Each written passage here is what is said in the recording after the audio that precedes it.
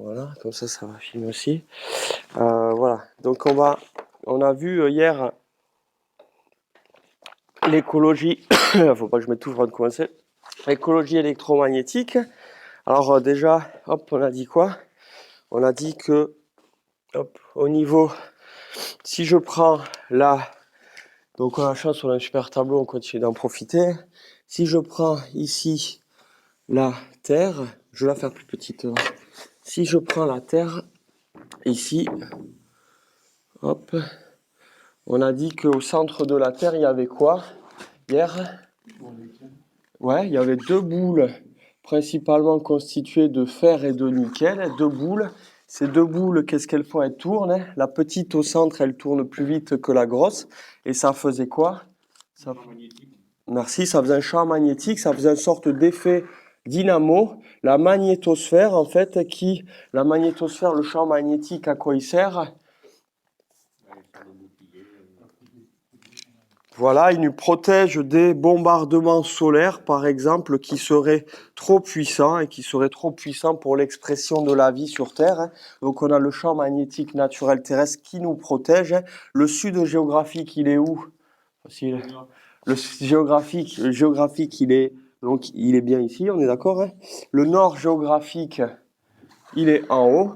Et on avait dit qu'en termes magnétiques, comme si ça pouvait pas être assez simple, c'était inversé. Donc le sud géographique est un nord magnétique, hein, et le nord géographique est un sud magnétique. Mais bon, ça, si vous le retenez pas, c'est pas grave.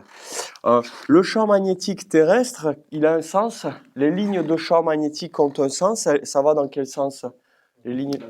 Merci, du bas vers le haut. Donc, on a la Terre en vert. On a au centre de la Terre les deux boules de fer et de nickel qui tournent, qui font l'effet dynamo. Et le champ magnétique terrestre, effectivement, il part du sud. Donc, il sort du sud, du pôle sud. Il fait le tour de la Terre et puis il re-rentre par le pôle nord. Merci. Il rentre par le pôle nord. Pourquoi ça c'est important? C'est important parce que quand on va, par exemple, prendre la boussole, on va prendre la boussole là. Merde, alors j'ai fait un truc qu'il fallait surtout pas faire. J'ai collé les aimants à la boussole, ça faut pas le faire parce que ça peut détruire la boussole. En tout cas, ce qu'on va faire, c'est quand on va utiliser la boussole tout à l'heure et des aimants, quand on prend des aimants et qu'on veut les disposer contre un matériau ferromagnétique, par exemple du fer, vous voyez, si vous avez de la vigne qui a déjà des fils de fer axés dans l'axe du champ magnétique, on a juste à rajouter les aimants entre guillemets, comme on va le voir là. Mais s'il y a un sens d'aimantation de la Terre, est-ce que l'aimant, je le pose aléatoirement?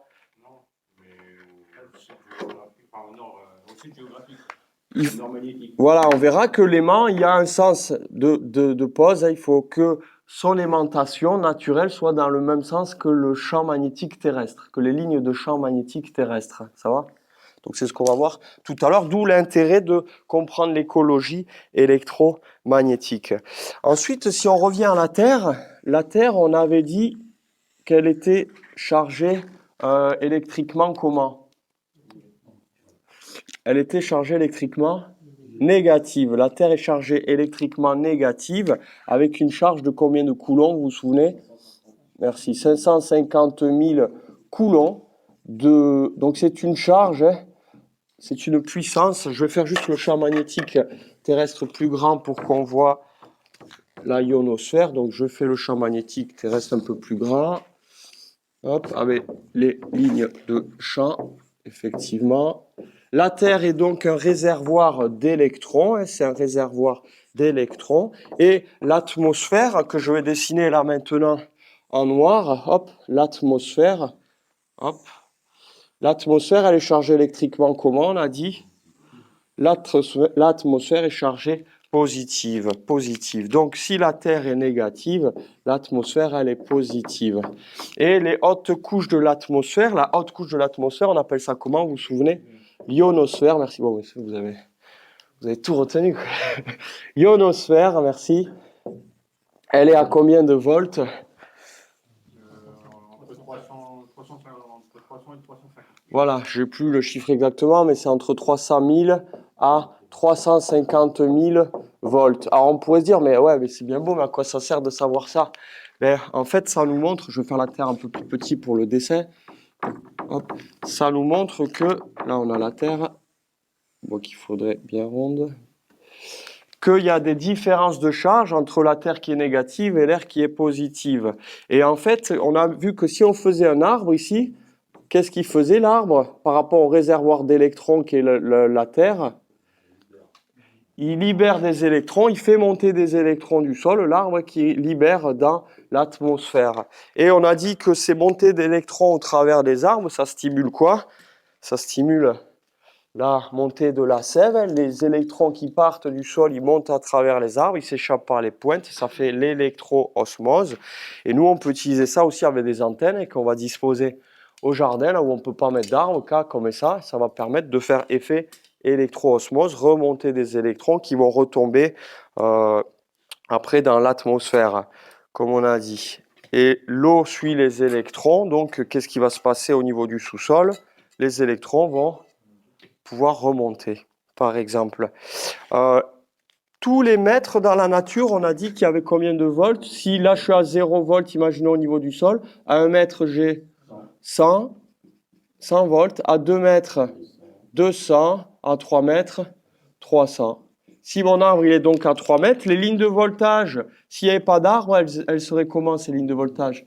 Elles seraient droites, hein, mais quand il y a l'arbre, les lignes de voltage elles vont se courber, ce qui fait un milieu plus réduit, plus riche en électrons sous l'arbre. Quand on dit on se balade sous des forêts, que c'est bon pour la santé, c'est riche en électrons, ben c'est lié à ça. Ça va? Voilà, qu'est-ce qu'on a dit d'autre? On a dit que provenant d'hors terre, qu'est-ce qu'il y a aussi qui provient d'hors terre? Il y a des rayonnements, voilà, cosmiques, on dit cosmique, pas comique, parce que ça peut faire rire, mais les rayonnements cosmiques qui peuvent être captés par des structures, telles que par exemple les pyramides, la pyramide de Khéops, on va le voir tout à l'heure. Il y a eu une grande étude russe qui démontrait que les pyramides captaient des ondes électromagnétiques, par exemple. Est-ce que j'ai oublié des trucs là qu'on a vu hier, en grosso modo? Je réfléchis. Parler des circulations de ruisseaux. Ah oui, c'est vrai. Il y a quelque chose que j'ai dit hier là que je n'ai pas dit ce matin, c'est le soleil, quand il fait des éruptions solaires, il va envoyer du plus, par exemple, et qui peut recharger en plus aussi l'atmosphère. Là, pour un petit récapitulatif, je pense que c'est pas mal. Ça va, vous avez des choses à rajouter ou des questions? Ouais. Ouais.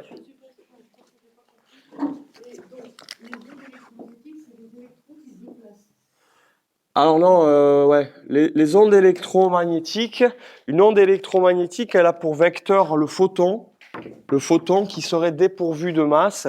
Une onde électromagnétique, c'est quoi? C'est une onde électrique perpendiculairement à ça, un champ magnétique en fait, tu vois.